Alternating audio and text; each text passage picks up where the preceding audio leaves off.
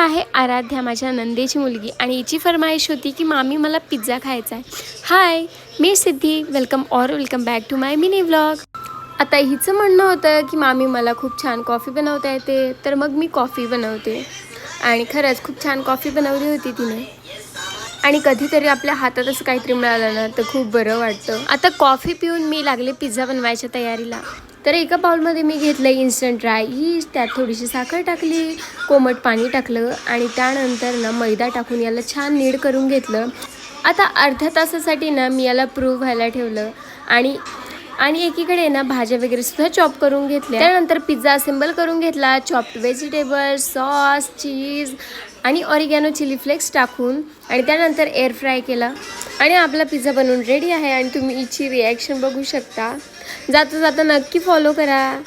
Bye.